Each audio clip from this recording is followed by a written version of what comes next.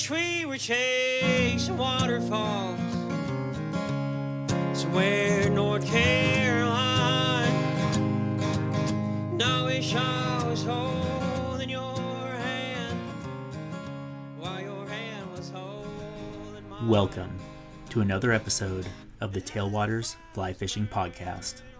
Tonight, I'm joined by a local guide who needs no introduction, John Stunkard. We're going to talk about what it takes to become a guide, saving up for a drift boat, one fly or Pokemon card at a time, what those first few trips are really like, using humor to provide clients with feedback, and tying flies as part of your daily routine. Thanks for joining us. Tonight, we're sponsored by no one, but we wanted to shout out the Blue Ridge Guide Association. It's an organization that's not just for guides. They do plenty to protect and oversee our local waters. If you live in the area, or if you're looking to make a financial donation to an organization making an impact, check them out. And speaking of local groups making an impact, check out the Over Mountain chapter of Trout Unlimited. They're an extremely active chapter, doing plenty of cleanups, stream sampling, and providing fishing opportunities for their members. If you live in the area, definitely get involved.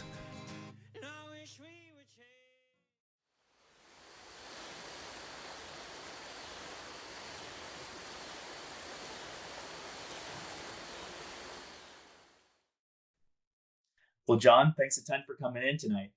Yeah, man. Thanks for having me.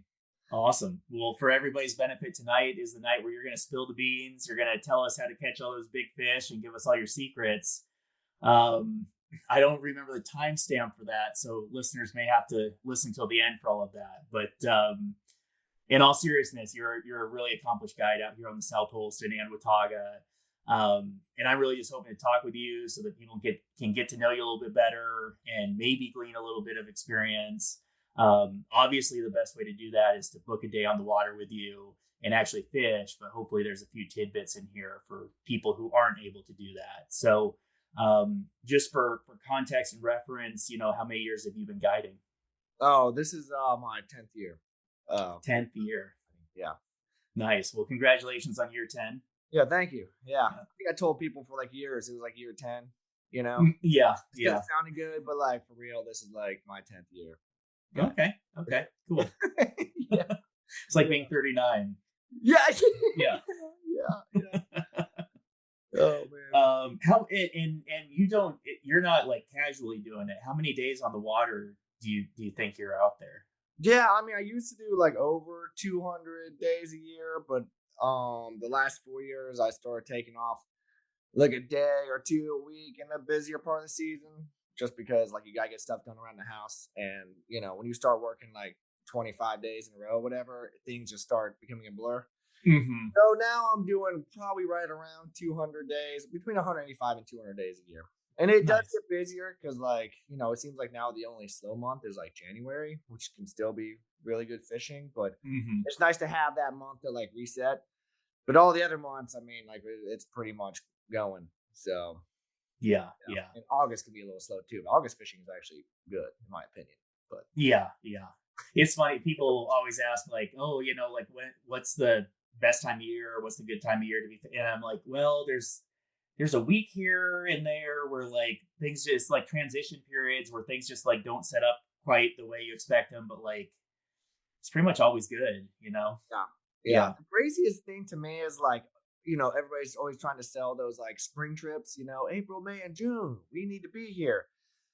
But it seems like the last 4 or 5 years, that February and early March fishing has just gotten better and better. And I think it's because there's not as many boats working, because the river has gotten a lot busier in the last 10 years. But the February, March fishing, if you just want to go catch a bunch, and you can still got opportunities for a bigger fish during then too. But like the fishing in general is like really good in March. Typically, I don't want to like sell it, but it can be really good. But for that person who books you February 21st and gets the off day, they're gonna be pissed. Yeah, and it's like 25 degrees. Yeah. Like, we should have canceled this trip. Catch free fish. Sorry, dude. But it doesn't happen very often though here. Like, you know how it is. The fish density is so high. Like, you'll take some slow days, but usually not like complete beatings. you know? Yeah, usually it's like the temperature being like awful and then like 20-mile-an-hour winds and Yeah. you can't fish. It's not that the fish aren't there doing their thing. Right. Yeah. Yeah, Face yeah, like wind burned. yeah. Yeah, you get home, it's like 5 p.m. and like the sun's going down. You're like, I'm going to bed. Hmm. Got nothing else, man. Yeah. Definitely Yeah, worked on my fair share of those too. Yeah. yeah, I've yeah. had some really good days though. Like I've had some awesome days streamer fishing, like in the worst cold conditions. And like there were days I would normally try to like reschedule my trips, but like the people drive like 4 hours or something. Like, hey, I gotta do these days. I'm like, it's gonna be like 31 as a high today, right? Yeah, well, that's all right. I'm like, all right, dude. We'll get some soups, some hot hands, and we're gonna just go ahead and go for it. But then like for some reason the stars align and like we catch like 5 big fish in like one day. Yeah. But that stuff that happens like 3 times a year. But like I do remember specifically 3 or 4 trips being like, this is the coldest trip of my whole life. But then it happens. You're like, wow, this was awesome. Yeah, yeah, yeah. Anyway, I don't know. Maybe the moon phase was right. I don't know. Yeah. Who knows? It's got to be it. Yeah, the moon phase. Yeah. Well, what's your fishing been like recently? What's the most recent fishing report here? Yeah, man. I mean, I would be a liar to tell you it hasn't been tough for me. I don't know. Everybody's having their day right now. Some people are catching more than others here and there. They got the right fly, but like the river, like you're always picking. Like you pick your flies you want to have or whatever. And like I've had like some okay days, but I've not had any days recently where I'm like, dude, I'm so glad you booked this time, like right now, to be fishing. I mean, the river's busy and stuff. I fished at Watauga today. It was actually pretty good. My Holston bite's been okay. But I don't know, man. I'm just, it's hard, man. Always trying to keep up, with the different bites. I mean, they're not like bad days, but they could be definitely better days. I think that's true of everyone I've been talking to. Like it just feels hard. Like people are catching fish. There's probably fewer big fish being caught right now than people generally expect. And people are working for them and getting more technical than they normally probably would right now. Yeah, and with the higher flows, like the fishing on the move, especially, is like I don't know, like nobody is really doing great, especially if you're on like the upper South Holston, like the first 2 miles of the river, and like by the time this podcast comes out, it could be totally different. Yeah, Austin, yeah, you know what I mean? Yeah. But as of right now, like 3 days October changes a lot. 13th, I'm just telling you, this last week of fishing I had was like, all right, guys, we caught 30 fish. This was awesome. They were all of them were like 8 to 12 inches. I'm, glad to fish with you. And, but I don't know, man. We're always looking for that like, next best bite you can have. And, I have not found that like perfect fly that's worked consistently. It's like one day it's like a purple. Oh, dude, they're on a purple midge, and then the next day it's like they're on a gray midge, and then the next day it's like, oh, I caught 'em on a worm, And then I don't know, dude. I had a good day of fishing with some kids the other day. I caught more fish than I would with people that are actually like experienced anglers, but I don't know, man. They were eating a Frenchie, which hasn't worked for like 3 years. I just had it tied on. I was like, which one do you like? And the kid was like, pick that one. I'm like, all right, dude, cool. Tied it on there, and we caught fish with it, which was awesome, dude. That was a great trip. That secret fly, we sell them exclusively in the shop. No, I'm just kidding. Yeah. Oh, dude, A secret fly. You gotta rename it the Just Add Water, Yeah. Just Add Water. Oh man, but overall, man, I mean the fish has been good. Had a sulfur hatch last week, and we got to fish for a couple hours. But I mean, it is like, it's definitely not like normal Octobers. I think the 80 fish days are just like, man, they just don't like happen super often anymore. And getting used to that new 30 fish, 40 fish would be like a really good day. Like that's like the kind of new normal, I think. Yeah. Any tips for the weekend weight angler? Yeah, definitely. If you're not getting bites, you should probably keep moving and definitely keep like a good assortment of midges. And if I could pick any color midge to fish pretty much year round, olive is the best color, and either a copper bead or a black nickel bead. And if you get into water that's like close to the waist deep, like not super deep, you'll probably do pretty well if you can like match the depth in that depth of water there. I mean, the riffle fishing and stuff, I don't know, from foot, like, because I haven't done a whole lot of wade fishing recently, like, maybe it's still pretty good, but, like, from a boat, I feel like the fish spook pretty bad in the riffly stuff, so I try and approach areas that are a little deeper than the rest, and definitely try to approach them from an upstream to a downstream angle, like, get above them and, like, give it like a little reach cast, mend it, and feed the slack into the pool. I feel like is my favorite way, and it might be a more effective way to approach them, especially on lower flows. Yeah, yeah. No, that's awesome. One other thing I'll throw out there is with the Watauga, they've been generating for 2 hours in the morning.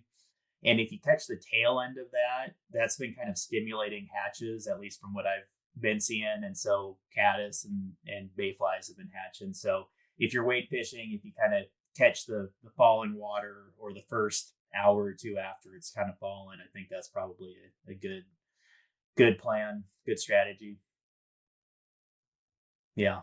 Yeah, I fished it today, and we had pretty good midge activity this morning. And I did see a couple cinnamon caddis or like tan October caddis in the afternoon too. When we got bluewings in the evening, I wouldn't say there was enough rising fish to fish dry flies, but that falling water on the Watauga was actually the better fishing of the day for sure. I mean, nice. That little bit extra flow made a big difference in our morning. So yeah.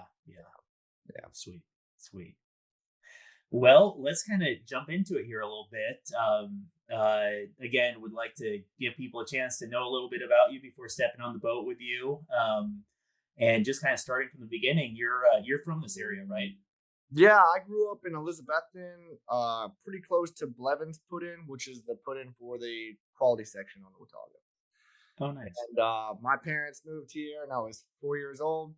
So I went to accounting school in Elizabethton and went to East Tennessee State while I was guiding, and I never left the area. So I'm pretty much like, I wouldn't say like born here, but more or less like from here. And it's been awesome, like fishing other places and then still knowing this is like home and the fishing we have here and stuff. So yeah, it's been a lot of fun.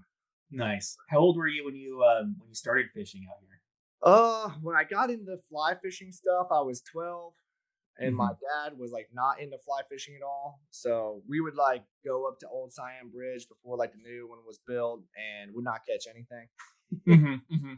And this went on for like 2 years, and I remember getting asked to go on like a road trip out to Colorado with my grandparents, and I was like, if I don't catch a fish on this trip with a fly rod, like I'm never gonna fly fish again. Like going 14, I'm like, this is it, last time.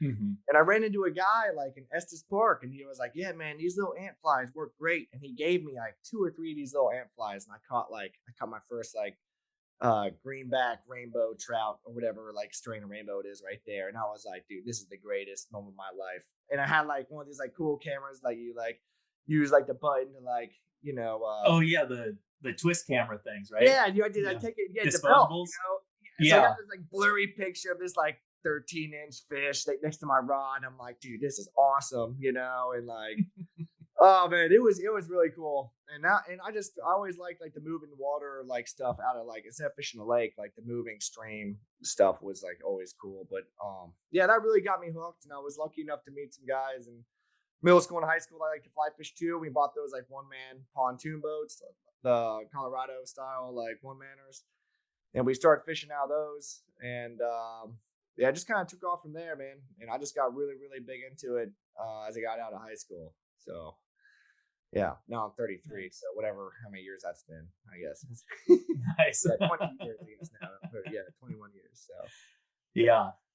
Well, once you started catching a few fish out here, I don't know, your experience may be different than mine, but I feel like I kind of started fishing out here is kind of a little bit of a heavy lift to start catching any fish. And then once I did that, I felt pretty good, but it took a lot longer to like be real consistent about it, catch more fish, catch bigger fish.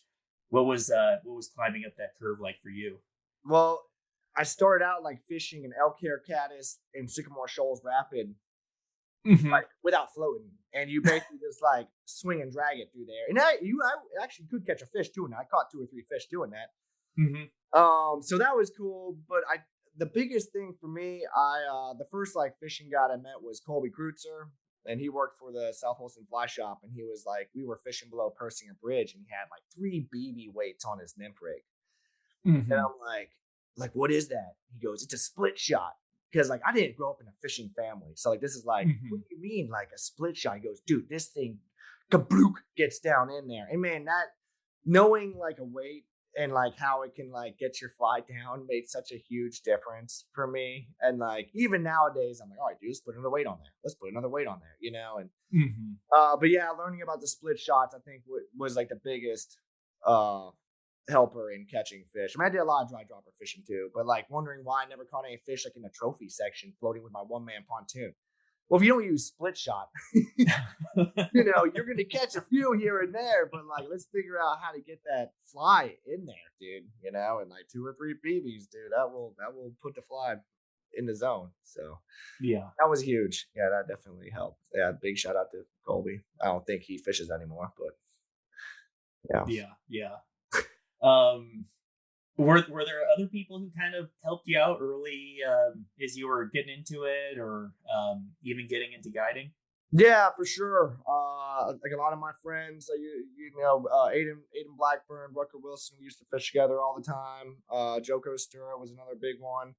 Colby Kreutzer, like I mentioned. And during this period of time, I was also just doing a lot of fishing on my own. But like you learn so much more when you get a chance to like fish with other people, and all of a sudden their fly that you would never think about tying is like working. And you're like, dude, what did you like put on that? They're like, well, I use this green flash instead of the red flash. You're like, it just works better. I'm like, whoa, you know. And as I got into guiding, like Blake Boyd and Matt Champion, because I started out working for the guys at the fly shop. Though, I mean, those guys, like especially 10 years ago, I mean, they were like everybody was crushing them. I'm like, how do you guys like do this? You know, and you're trying to learn how to fish the river when it's high. And at this point in time, when I just started guiding, like I hadn't fished high water too much. Like I'd done a little bit of like high water fishing, but when it was up, you're like looking at it like, dude, where are the fish even at in this?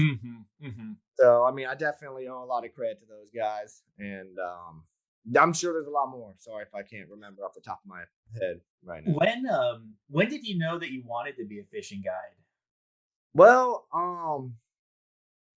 I met this dude who worked for Eastern Fly Outfitters, Garrett Eisenhower. He's another one I fished with some too, like a couple years, like 10, 15 years ago. But he was already doing some guiding work, and he was around my age. I think he might have been like a year older than me, maybe, or something. And I just remember like looking around, and like now, like being a fishing guide, you're so poor, but like being like, dude, you got a nice boat, nice car. Like, and I'm sitting here working at Fast Cafe, making like $80 a week, and I'm like, dude, look at what you guys have, So that was kind of like the kickoff. Not to mention, I just love to fish so much, dude. Like, I mean, I would still do my job now for a tip. I don't want to admit it, but like, I don't need to make all the money, but like, I would do my job for a tip. I just love my job that much. But yeah, like, nobody's getting rich doing guiding work. Yeah, sure. Yeah. That was kind of the kickoff for me, and so I started working at the Bass Pro Shop, and during this time, I was tying a lot of flies for South Holston Fly Shop and selling them flies. And over the course of time, I saved up money for a boat,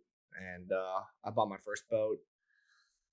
And Matt Champion was looking for somebody to like help manage South Holston Fly Shop, and I didn't know Robert King at the time, but Robert King got the manager job, and I'm like, dude, like now what am I gonna do? Because I thought I'll get that job working the shop and then become a guide. Well, it actually worked out better because I just immediately started getting trips from him in that April, and that kind of kicked off like the beginning of my guiding.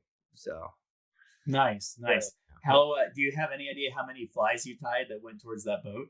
Oh, dude, I just know I hate tying puff daddies now. It was a lot of puff daddies, and the zebra midges were fine, but it was cool at the Bass Pro Shop. Like, I was pretty good with managers, so I could sit back there and like just tie flies if there was nothing happening. So I tied like 300 flies a day. And then I would go in there and sell them to the fly shop, and I was still making hourly pay from the Bass Pro. So it actually worked out pretty good. Like, yeah, that's pretty good arrangement for fly tying, man. Yeah, dude. Yeah, for sure. Yeah, especially when you talk about putting beads on 100 hooks. I mean, even that takes time. You're like all on your vise. Your Renzetti looks so pretty. You're like just stacking up stacks of 10 beaded, like ready to get tied flies, and you just go through them, and within an hour and a half, you tied 100 flies or whatever. But the puff daddies weren't as quick as midges, but they always wanted puff daddies for some reason. Which they take a little longer, but yeah. I know how that goes, man. I know how that goes. Yeah. And maybe just to reemphasize, because when we floated together and we were talking about it, like it's pretty clear to me that you really kind of worked your ass off to break into guiding. Is that fair? Yeah, man. I mean, I really wanted to do it. Like, it was like more important to me than college. So I like kind of failed out of ETSU and went over to Northeast State, started doing college over there. And during that time, I was, guiding part time already. But I mean, I really wanted to do it, man. Like, I was like, if I had opportunity to fish, I was gonna go fishing. And like, I sold all my Pokemon cards like on eBay, trying to make extra money to like buy a boat. Nice. And I kind of wish I had it now. Like, if you look at Facebook, and it's like worth a lot more than your boat. Yeah, I'm like, what do you mean that Charizard's worth $1,000? I sold mine for $80 or something, But but it all worked out, man. And it definitely wasn't. It was not easy for sure. But I'm so glad that Matt Champion, the guys at the South Holston Fly Shop, gave me the opportunity to start working for them. So yeah. And those first couple trips were rough, dude. I was gonna ask what those first few years were like, but yeah, I'd love to hear about the first few trips. Yeah, for sure. I think the first real trip I had, the guys had like more money in fly rods and reels than what I paid for my boat. They had like Sages and Scotts, and they had multiple like 5-weight through 8-weights, and they were like, "What do I need to bring?" I'm like, "Well, you should probably bring a nymphing rod and a streamer rod and a dry fly rod." And now I'm like, "Dude, just pick out your favorite 5-weight or whatever." But so we had all these rods in the boat, and the fishing was hard. And I remember we aren't really catching like almost anything. And we get down like below River's Way, and we go to a streamer, and we end up hooking a fish like through the mouth, and it goes out its eye. Oh gosh, it was really bad. Even nowadays, I'm like, "Oh man, that's really bad." Well, I couldn't like get the hook out because I was like, felt so bad for the fish. The dude was like, "Dude, hand me that fish," and he just like rips his hook out of it, And it was, I mean, it was just like your confidence those first couple trips isn't really there, and I wasn't really ready for it either. But I mean, that was a rough trip, man. And I think that one of the dudes ended up getting sick or something on the trip too. Like, he didn't tell me he had some kind of allergy or something, and like the food wasn't agreeing with him. So that was a pretty rough one, man. I think that was the first trip I ever took, but that was bad. Yeah. Yeah. Sounds like quite the initiation. Yeah. Oh yeah. And then Matt Champion gave me another trip and kept chugging along from there. I just remember like when I first started getting these trips, we went from like low water like winter into a high water like March, and I started working the beginning of April. So like all my pre-gaming changed because we went from like having low flows to high flows, and I hadn't, back then I didn't have the experience in the boat to like learn like, oh, when it's high water, I need to be doing this, and this, or these flies will not work unless it's high water. Because I mean, that's kind of how it is. Like your high water and low water flies usually aren't the same. I don't know why I don't know why you can go on low water and crush them with a midge, and then on high water they're like, oh, it's not a perdigone, I'm not going to eat it. Right. Well, how did this happen? But yeah. Well, one thing that's kind of interesting, like I talked to, really experienced people in the shop, and I talked to people who are in it their first year and or looking to get into it. And one thing that's kind of interesting is especially that like low water, you can fish on your own, you can kind of figure things out, and it's helpful to have other people, obviously. But like high water, it's one person rowing the boat, and hopefully there's two people fishing, and you can kind of like A/B test different flies and stuff like that. So it's really hard to learn without just getting into it and faking it till you make it, or fishing with friends frequently. Yeah. And then especially like I said with this year, like you could have a fly that will work tomorrow, but it's not going to work today. And those the South Holston in particular, I don't know, man. It's for some reason those fish, they just want different stuff. I feel like every other day, and it is fun. I appreciate it, but sometimes I'm like, just give me a break, You like catch them with one thing, you go home and you tie a bunch of them, and then you go out the next day and they like don't work anymore. You're like, all right, well, dang it, back to the drawing board again.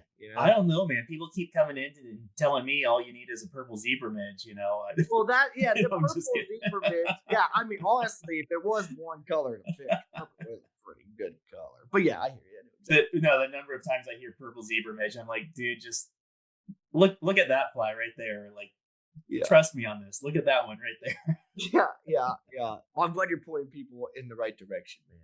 Yeah. Yeah. Awesome.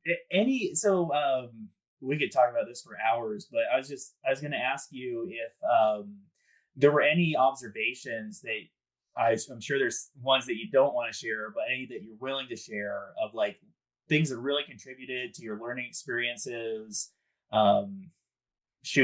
Early on or even recently, anything where you're like, man, this guy did this and this happened, or I saw this bug, or I don't know what it is, but Right.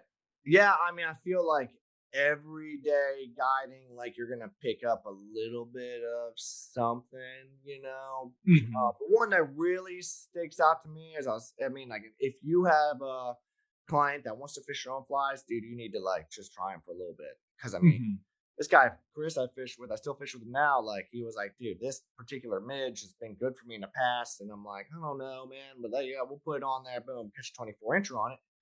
And I'm like, hold on a minute, dude. Like, no, I want to look at this fly again, you know. Now all of a sudden it's become like one of my staple, like go-to flies, you know. But nice. yeah, that definitely, you know, fishing other people's stuff will make a big difference. And if you're in a drift boat or wade fishing, like trying to like move and like fish like new areas and maybe try and approach things differently if you notice, oh, all these fish spooked when I did this, or versus like, oh, I came into it this way, they did not spook, you know, and I mean that stuff is like you just got to go in there and play around with it yourself to kind of learn that kind of stuff because every spot might be different, and I do feel like there are like certain ways to approach and anchor or wade on spots where they aren't going to be like terrified of you. You know, because if you get into their bubble, like it's done. Like if you get too close, like you'll know it. You're like, oh, dude, yeah, we're busted. Like it's time to move. You know, and so yeah. But that's stuff you learn just on a day-to-day basis. And if I mess up, I usually tell people like, hey guys, like I got a little too close. Like we got to move, and we're gonna try something different. So yeah, nice. This isn't about me, but I'll tell a quick story if that's cool. One of my like key learning points, I remember I probably fished the Holston for like, I don't know, 3 or 4 years. And, you know, I'd just come in as often as I could from Chapel Hill. There's this one flat where I was trying a new midge that I tied and I cast out there, caught a fish.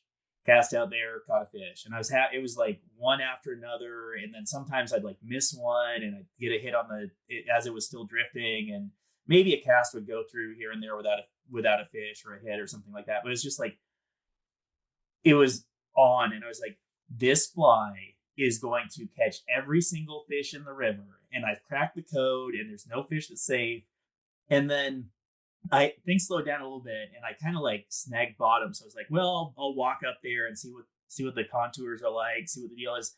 And as I'm walking up, I look down, and the fish are just stacked up like cordwood, like literal cordwood. And there were like hundreds and hundreds of fish in this spot. And I was like, oh yeah, every time I cast and I got one bite at the tail end of that little chute, I drifted past like 300 fish, and I'm getting like 1 in 300. Yeah. Like that's not that good. Yeah. You know? I mean, dude, I hate to say it, like I live my life by those numbers. Yeah. You know, because unfortunately some of them are too smart and they aren't going to eat it. Like I just come to that belief. I'm like, look, some of them aren't going to eat this thing, dude. Like they're just like, they know, you know, and like if you watch them, like you'll see some of them like spread away from the indicator. And that one in the back that's not as smart is like, doesn't see the indicator, slides back in the line again. He's the one that gets stuck, you know? But yeah, I mean, that's going back to like your weekend warrior wade fishing stuff, man. Like if you can find those spots, that's where you're going to do well. Like you just got to find them. And every year, like they definitely change. And they might be, all your fish might be in one area this time. And then the next year, because the moss grew up, they're 40 feet downstream and a little closer to the bank or something. But if you can find that spot where like you walk out there and you look down and all you see is fish, that's the spot you need to be fishing. Sure. Yeah. And they're hard to find. They are hard to find. There'll be random like onesie twosies everywhere. But you find that spot where like there's 300, Yeah, that's the kind of stuff I like right there. Yeah, yeah. Yeah. Well, one thing I was going to ask about, you're a phenomenal photographer. How did you get into that? Yeah, my dad got me into using the cameras. He did a lot of stuff with automotive stuff like muscle car 60s and 70s, and we would go to like car shows, and he could write too. My dad was a really good he could really write. So but we would do the photo stuff, and then he would like write up these articles for magazines, and like he was like, "Here, son, like you and your brother take one of these cameras and go out there and have fun." And I kind of got into using them from there. And as I got a little older, I started realizing like my dad had good stuff, but I like wanted to get like that stuff, because this YouTuber told me it was cool or something. Mm-hmm. And then just going from there and like learning, watching YouTube videos and stuff on like doing different stuff with photos and that kind of stuff. But my dad definitely was all my inspiration on doing the camera stuff. If it wasn't for him, I would not have any cameras for sure. I'd be using an iPhone. Yeah, that's awesome. Yeah. So is it kind of is it something that you do now primarily for fishing, or is it a hobby of yours kind of in its own right? Yeah, I mean, I go through phases where like I'm really into like taking pictures and stuff. I'm like, whoa, that's awesome. I will bring like a bigger lens or something to like shoot a picture of an osprey, which if you look at my Instagram page, you won't really, that happens very rarely. But I mean, I just like to take pictures of the fish, and it just helps me like enjoy the moment. Cause like, I don't catch the fish, man. I get to guide and like help people catch them, but like, it helps me to like remember everything. If I take a picture and then people appreciate the pictures. So I just send them to them. Yeah. Well, as a consumer of your guiding skills and photography, I got to tell you, being on the boat with you, it was awesome catching that nice brown. It is also awesome to have a really nice photo of that fish. Yeah, well, I'm glad you like the photos, man. Yeah, I'm glad you liked them, dude. Some of the photos don't always come out great, so I'm glad your photos came out good and you liked them. Because sometimes I'm like, whoa, what happened on this one? Yeah. Yeah, no, it's awesome, man. Well, speaking of photos, you obviously have a ton of big fish photos up on your Instagram page. Are there any stats that you keep track of, like fish over 20 inches in the boat this year, or like anything like that? I mean, I definitely used to keep track of them, and I've not kept track this year. I've had a good year this year with some nice fish, but in years in the past, I definitely like kept the fly and everything too. I was like, oh, dude, this is so cool. Got to keep the fly, and I put them all in like a fly box to like open up and like remember, like, oh, dude, this fly worked for that one big one, And I don't know for sure if like my girlfriend got in that box or Aiden Blackburn was house sitting for me, and he was gonna take. This is before Aiden was guiding and stuff. He was gonna take Natalia, his lady, fishing. But all I know is like some of my flies were missing. Now we're like, these flies caught big fish. So really, like, once that happened, I kind of quit like keeping them. Now I'm like, if we get a nice one, my client's like, hey, can I keep that fly? I'm like, yeah, dude, you go, man. Yeah, and I'll try and like keep a mental note. But I definitely notice even like as rivers changes, like certain patterns I fish are like, this one has worked and it has worked again. And then it, they don't work every time, but like certain flies definitely work better than others for me. So. It's funny you say that about the box. I used to do the exact same thing, and I told a guide friend of mine about it, and he kind of looked at me like that's a lot of flies to be losing. And after a while, I was like, okay, like I'm either gonna have to get a bigger box or figure something out, or I don't know, well, you're keeping like your streamers, right? Yeah, because like I did that too, but not all your streamer takes up like 80% of the box. If you have a good year with streamers and you got 5 of those, you really do need like a lot more space, But like, oh, dude, this size 18, this size 20 midge, dude, this sulfur nymph, this bluing nymph. You could put a lot of those in a fly box, but yeah, those bigger bugs and stuff, dude. Like, yeah. I've got a spreadsheet too where I was like tracking stuff. Like I think it was, I can't remember if it was fish over 18 or fish over 20, but it was like it's really good data to have, and I wish I kept doing it, but I blatantly don't. I did the same thing too, and like was like marking like especially streamer fishing like barometric pressure. Oh, nice. I did notice that like I don't know too much about the barometer. I probably should like research that before I start writing down like whatever this number meant. But like the higher the number was, I did better. Like that would be days I would catch a big fish. Huh. But I don't now looking back at it, like it's like I don't really know because like I think it's supposed to be in 1,000 scale, but like it was like a 970 something. Like those were Dude, the normally millimeters of mercury are so like, come on. yeah, dude. But I just like knew looking at my iPhone, being like, "Oh, today's a good day to go." You know? Yeah. And I'm like, I did it for like one winter, and then I found that notebook actually, but I looked at it briefly, and I think I threw it away. But I had like 5 things in there, but all of them were consistent. Nice. It was cloudy, rainy. The barometer was right. We caught a big fish. So Yeah. yeah. Well, you hit on this earlier, but I'll circle back to it. But one thing I've admired about you before we even like talk to each other is that I used to see you alone or you with your girlfriend out fishing like frequently, and I feel like, I mean, you're kind of going through it right now, but like I understand if you're on for 16 days straight, you may not want your 17th day to be on the water, but you spend a lot of time on the water when you don't have to be there, which I think is awesome.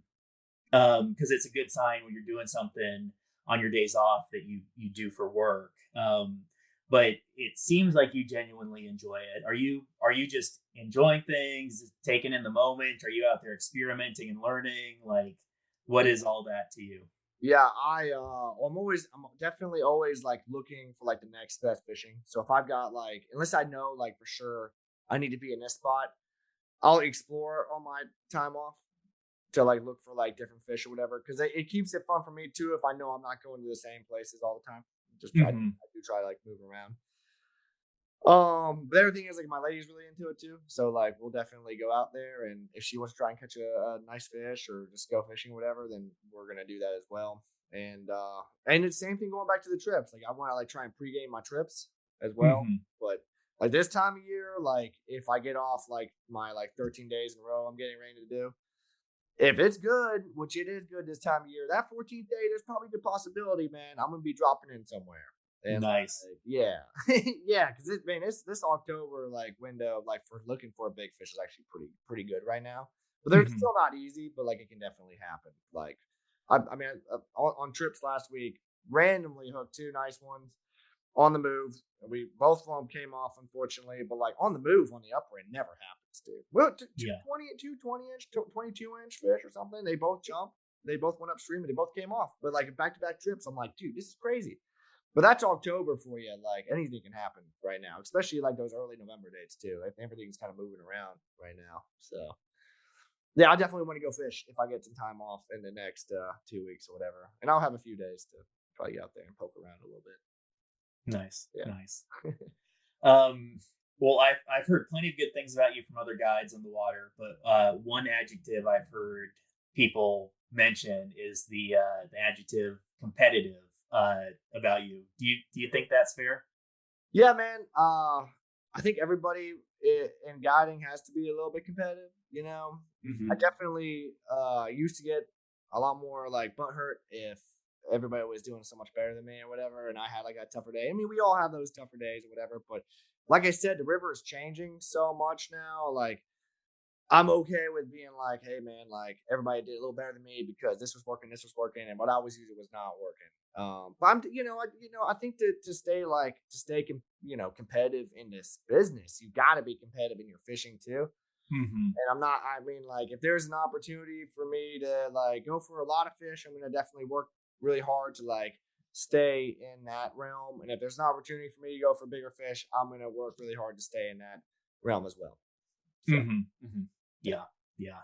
I talking with a bunch of people in the shop and everything. I think you're spot on. Like most of the people who are really successful in guiding on a day-to-day basis they're competitive about it. They don't like to get outfished hard. You know what I mean? Yeah, dude, it hurts, man. Yeah, it hurts, and yeah, everybody wants to be like the one out there catching them, and like at the same time, you're not going to be that guy every time out there, man.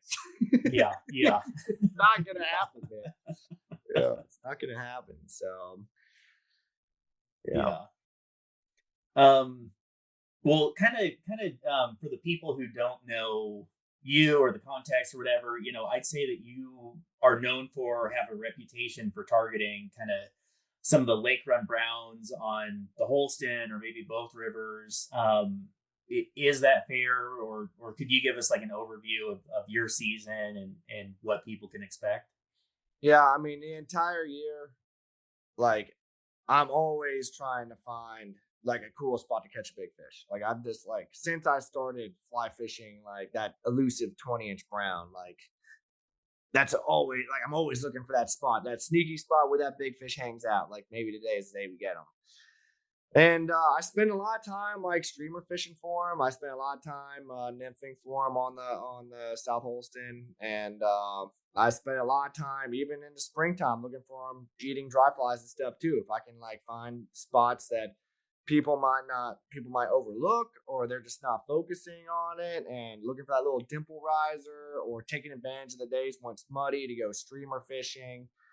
And then, as we get into like those like hotter summer days, if I can target them with a nymph, I definitely do a lot of that as well. Nice. Yeah. Nice. And one thing you kind of alluded to it, but I just reemphasize is you're a really well-rounded angler. Like I think people know you for kind of the low water game, but I feel like you're a really well-rounded angler. Yeah, I mean, I really enjoy like all parts of the fly fishing stuff, like from streamers to like low water 6X, like 12-foot leaders. I mean, I tell you what though, like the low water fishing I do the most of, and that's probably my favorite stuff. But nothing really beats a 25-inch brown eating a streamer at your boat, dude. Like, yeah, that's pretty fun, man. But that doesn't happen. That doesn't happen super often. We don't really see 25 inchers get caught like on the bugs and stuff all the time either. So, but if I can target them, dude, I just like to target them, especially if I have people that like trust me and they know the process. Like, hey, man, we might struggle trying to do this today, but maybe if I can figure out if I can do a double or something to like catch fish in the afternoon, knowing that half my day I'm going to put into doing this one style of fishing. And if we catch one, dude, we did it. If we don't catch one, shake it off and get ready for an afternoon. I try and run my trips like that. But I almost on all my trips, like any time of the year, if I know there's an area I might be able to find a big fish, I definitely fish for them. I can. Yeah. I don't care if you fished a fly rod for like, one day, or if you've been doing this for a long time. If I'm like, this is a good spot, we should anchor up right here for a minute. Like, I'm going to try and like find that fish with you. Yeah. And you even did some smallmouth fishing, right? Oh man, I had a great time smallmouth fishing this year. I wish I could tell you I was really good at it. This is my first year doing it. But I mean, I had some really cool trips doing it. But man, sight fishing with poppers, like, I mean, that was awesome fishing, man. It's just like everything moved quick. You're trying to find the right fish that didn't spook, and watching them sip it like a dry fly. Like, man, that was some of the funnest summer guiding I've ever done. It was just so much faster than like my normal, like, all right, guys, it's 10 CFS and we're going to sit here and try and catch a fish with like zero current and see if we can get this drift to like get one to eat it, But the smallmouth fishing was awesome, man. Yeah, I'll definitely try and do more of that next year too. And I had some days that were like really good, and had some days when we worked for them, but I never had a day where people were like, I wish we didn't do this. I mean, everybody I took had a good time doing it, unless they were lying to me. I don't know. Yeah, but man, watching a smallmouth eat a popper, like, and they follow downstream and eat it. I mean, that's crazy, dude. Like, trout fishing, you like line up with them, and they like see it coming, they get kind of swirly to come up and rise. Dude, smallmouth, they let it float over their head, and then they're like, okay, turn around and follow downstream and eat it. I'm like, was that not the craziest, coolest thing you've ever seen? And people were like, it was. And we catch like 3 like that. Oh, dude, it's been awesome. It's been great. Yeah. And you would miss a few, right? You miss a few, and a few just spook, but you still make a good cast. And I don't know. That was cool fishing. I had a lot of fun doing that this year. Yeah. Nice. Well, speaking of clients lying to you or whatever, I had a client in the shop the other day, and he said I could kind of tell this story, but and for the record up front, I fished on the same boat as you. I did not have the same experience. So, you were nothing but positive and all that when we were on the boat with my neighbor. But Brad from Texas came in and said that we could talk about the story. he had a great experience fishing with you. He came out here to the South Holston and fished with you just by chance the first time. Really didn't know who you were. Just kind of hooked up with a guide outfitter and randomly got assigned to you. And had a really good day in a sense, or a couple days, I think, in a sense, come back.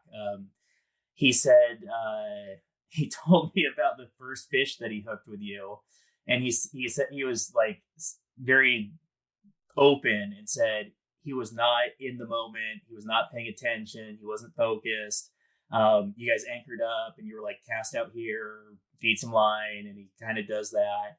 And his phone rings and he picks it up and he hooks a big fish.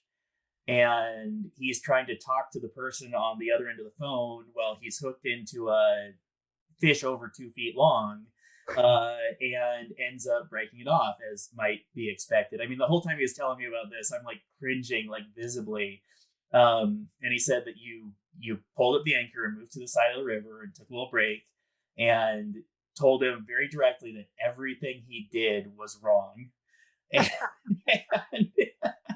well, number one, him and I are buddies. So some of this story is true. Uh-huh. Some of this story is not true. The not true part is I did not like row his to the bank and tell him that everything he did was wrong. But what the part that wasn't in this story was his wife was in the boat, and we were just having fun poking. You know, because I mean, if your wife's there and like you're gonna get some you get some trash talk. You know, Mandy makes friends with people by making fun of me. That's all it, the time. dude. I mean, and if you got to read the room, right? And like this dude can take it. Like he can take us poking fun at him. And it was just a bad luck deal where like he got a phone call about something, and he's like on the phone. I don't know why. I don't know what happened. It was like must have been mid drift. The indicator goes down. He said the fish breaks off immediately. I think we clamped on the reel or something. And I had already made a joke about this one time I watched a guy tell somebody, like, for real, like, everything you've done at this point in time has been wrong. And it was been this ongoing joke I tell clients all the time. Like, dude, this one time for real, this client said this to a guy. And I'm like, floating by, I'm like, you would say that to somebody? So anyway, I told Brad that, which I'd already told him the joke. But I'm glad that you too. But I definitely told him what he did wrong, though, for sure. But it was a joke when I told him that everything he did to this point had been wrong. Well, he actually appreciated it, and he told me he appreciated it. But he said that like then you guys saw a boat float down the river, and it had two guys blind fishing indicators out of it. And he looked at him, and he was like, "Oh no!" And he looked at you and said, "We don't have to do that, do we?" And then you said, "If you do that again, that's exactly what we're going to have to do."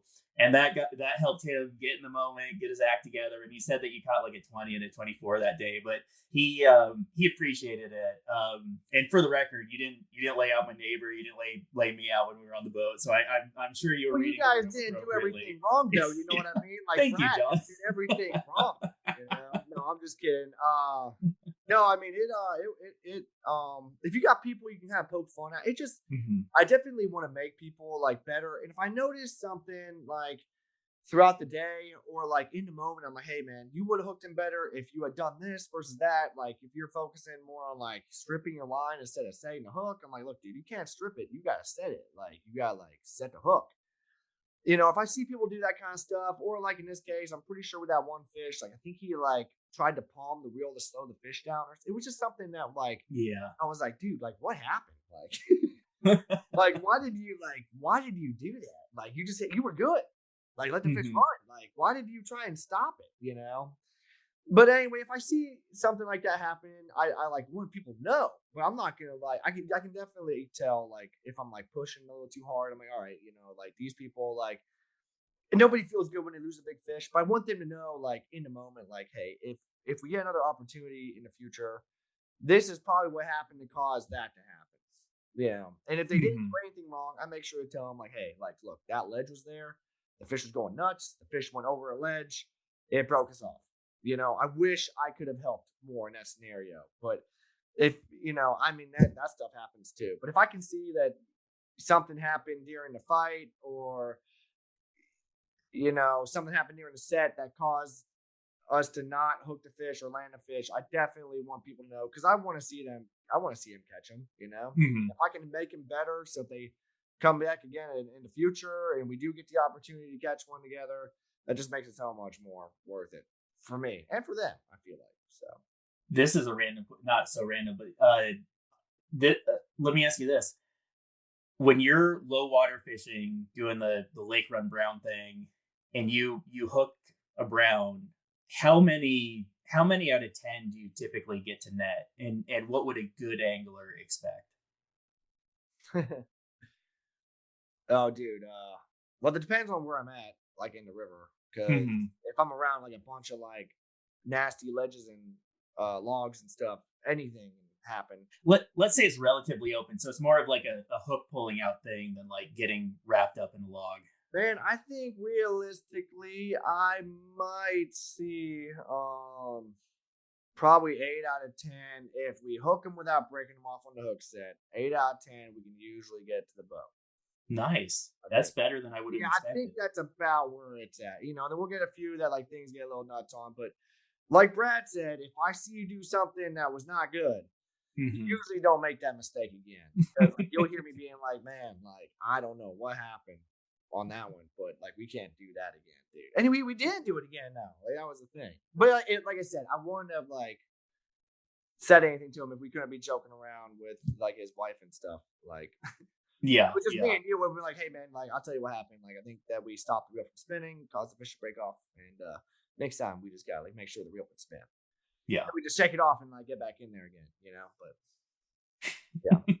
Yeah, I don't know. 8 out of 10 might be a little high, man. But Hmm. when they get like over 24, 25 inches, I usually tell people it's a 50% chance that we land them, but it's definitely higher than that. We can land them like better odds than that. But like, dude, a fish that big, if Hmm. they get spooked from the boat or something, they can go like completely crazy, bro. Yeah, Like yeah. next thing you know, they're in the bank in the trees, and you're just watching this fish like going through branches. You're like, well, dude, we might not be getting that one out of there. And I used to like see fights like, and I've just got a little bit more aggressive the way I fight them now. But like, I used to see fights go for like 40 minutes, and like I'm like rowing into them and like row the fish into a tree, like Hmm. unintentionally. And I just like I've just started to like slow down a little bit, and try and fight them more with like using the rod pressure and everything over like just rowing over and chasing them and stuff. Hmm. Yeah, it's made a big difference on like how many I land versus like spooking them by like being like, "We got him, dude, run, go get him." Don't do that. Right. You might not get him. Nice. Do that. Yeah. Nice. What are some things that clients can do to have a better day on the water with you? Man, definitely like the smallest thing you can do is like get out there and just try to practice like your casting and stuff. And I mean, I can like help people with like 90% of like the fishing throughout the day, but like teaching somebody how to like shoot line in a forward cast, like that's a really hard thing to guide. I can Hmm. teach you how to like pick it up and just lay it down, but learning how to like extend the cast out, if people would just practice doing that and like, practice it with like a real leader, like put like a 10-foot or 9-foot leader on there, like a piece of yarn or a fly on there and just practice like casting it, get it to where like you can get everything to kind of lay out straight, to where like if we're on a trip together, I'm not having to like wait for everything to get in there. Because if you could just, I mean, like just the process of like catching the fish is so much better if you can get to fly there for me quicker. But I work with any kind of skill level though. But like that's the biggest thing, like for sure, is like try to get your casting going. And like the rivers like are big. So if you're like used to fishing like a smaller stream and you're making roll cast 90% of the day, when you're in a boat with me, we're gonna be doing a lot of like, 40 footers, and 40 feet of fly line is actually not a whole lot of line. You can probably pick that up with one false cast, I think, and lay it down. But just get used to like casting that much line, and it'll just make everything a little bit smoother throughout the day for sure. Yeah, yeah. Um, Out of curiosity, for people to step on the boat with you, hopefully it's a pretty seamless experience. But I know there's a lot of work that goes on behind the scenes that makes that feel like a seamless experience. What are a few of the things that you do that you might highlight to folks who are kind of stepping on the boat, so that they can appreciate it when they do? Oh man, I don't know. I just like I love this job so much. Like I'm just after 10 years, like I'm used to like doing the fly tying every morning and stuff to get ready for the trips or like going to get lunches and stuff. So I don't really know. how to answer that question exactly, but like Well, I you don't tie like flies every morning, right? I mean, yeah, that's but one man, thing. I mean, like, Yeah. still, even some of the stuff I tied, like, before we started doing this podcast, I'm like, I'm just gonna try this and just see tomorrow. I tied 3 of these. If they work, I'll tie up more. If they don't work, they'll go in a box with my other flies. And yeah, but I mean, I would like to get to the point where I'm buying a lot more flies, dude. I definitely want to prefer to be buying them. Yeah, John, you and I should have a conversation after this podcast. Okay. But I tie pretty much all my own flies right now, man. You know, Mhm. and I'm always trying to tweak it a little bit. Oh man, for some reason, red wire worked better than copper wire for me on this particular pattern, or I changed this hook to this hook to see if this worked better. So, but I'm not like I wish I could tell you like, oh, dude, I tie so many flies. I probably tie about a dozen to 2 dozen flies a morning. Mhm. So I'm not like going home on my weekends like, oh man, I gotta tie like 3 hours tonight. I mean, I wake up at Mhm. 5 a.m. I try and tie from 5 a.m. to about 6:30, 6:45, and then get in there to get ready for work. So Well, I remember when we were on the boat together, you had a lot of flies. Like you had a whole duffel bag thing full of thin fly boxes full of flies. Do you have an estimate for how many flies you actually carry with you on the boat? I always just tell people it's like 5,000 flies. I think I that's don't pretty know, dude. I good. don't know. Yeah. It wouldn't surprise me if the number was like in the 3,000, probably 3,000. But like, dude, you know how everybody that fishes knows how it goes. I work out of 3 boxes. Yeah. Yeah. Yeah, my midge box, my blueing all box, and my perdigon box. Those are my 3. And occasionally I'll pull out my sulfur box or some caddis pupa style stuff or whatever. But like those are like the 3 boxes I work out of like almost all the time. Like if I have stuff out in my boat, it's probably those 3 boxes. Mm-hmm. Mm-hmm. Yeah. Yeah. Anything else about your process that you'd highlight on a day-to-day, week-to-week, month-to-month basis that helps you be super successful? Yeah, I don't even know if successful is a good Well, help. Is there anything you do, John, and we can be the judge of that? yeah. Oh man. Well, I take my job super serious. I definitely want to see people have a good time, and I don't go on any trip and like half-ass it. Like I want to like try my best to like show you a good experience and help you become better and learn. And and I really appreciate it now. Like I've been doing it for 10 years that I get a few new people, but like I fish with a lot of the same people every year. And it's Mm-hmm. nice to be like, oh, hey man, how's your kid doing? And then they should know the kid's on the trip coming with us, and then like everybody wants to know, like, hey, how long you been doing this for a job? I used to get to ask when I was like 22 when I started guiding, like, how long you been doing this for? This is my 3rd year. It's like my 2nd trip, And I'm like, it's my 3rd year doing it, man. Yeah. Now I'm just like, I've been doing it 10 years or something. I guess maybe it's 11 years. Anyway, sorry for ranting. No, that's good. That's good. Well, looking ahead, so you're about to take some time. You're guiding for a little bit longer here, and then you're going to take some time off to do a little hunting. Is that right?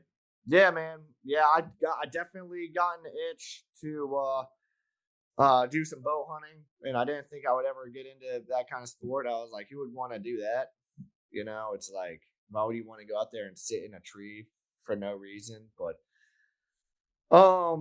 some of the stuff that the similarities between like what I do for like targeting like bigger fish and then like going after like deer and stuff. I don't know. I just like appreciate the setups and like learn how to play the wind and everything because the deer can smell so well, and like when you see everything come together and like even if you don't get to like harvest an animal, but just seeing like this big like cool looking antler deer, I don't know, it's a cool sport. So I'm taking off time in November, which most people that fish me know that in November I'm usually taking off some time to bow hunt. But yeah, it's something else I do now. But fishing is still my number one thing because you can't bow hunt year round. So Yeah. I'm gonna go bow hunt when it's good too in November, and the rest of the year I'm like, let's go look for some big brown trout. Well, for people who may have fished with you before and maybe looking to book their next trip, or may not have fished with you before, anything coming up, you would recommend that they look towards in terms of booking? Yeah, man. You know, and going back to like this month or whatever, I don't think October is the best month to go for a big brown trout, but I do think it's a really good month to get an opportunity at one. I mean, like the bigger fish are definitely moving around right now. And then we start getting into like the winter months when the fish start spawning or whatever. And that's not really like my favorite time to be fishing for big trout, but you can definitely catch a big trout in November and December. And then get into like the post spawn streamer fishing, which is awesome fishing, man, but it can be really hard, you know. That's a cool time of year to be targeting some bigger brown trout. And man, I don't know. Then we get into caddis hatch, you know, and hit those dates right. It's like hitting a salmon fly hatch out west. Like it might have been perfect April 5th. One year it starts, next year it's April 12th, and then one year we get blown out. But that can be really good fishing if you're looking for a bigger trout, especially on a dry. But it is busy. And then, you know, I really like my favorite thing is probably the lake run brown trout stuff in the summertime, which that goes pretty much from the middle of May until now. So yeah. And for those people, what's the best way to get a hold of you and book a trip? Yeah, you can check me out either on Instagram or at Stunkard Guides or my website, the southholstonangler.com. And you can reach out to me via those two platforms, and I try and keep my website kind of going. So if you want to see what's been going on, you can check out that, and of course my Instagram, which I keep pretty active as well. You can check me out there too. So. Awesome, and we'll put links up for those, so should be easy to find, hopefully. Yeah. Awesome. Well, thanks a ton, John. I really appreciate you taking the time. Yeah, John. As always, man. Good talking to you, and thanks for having me on here. So awesome. Yeah. Anytime.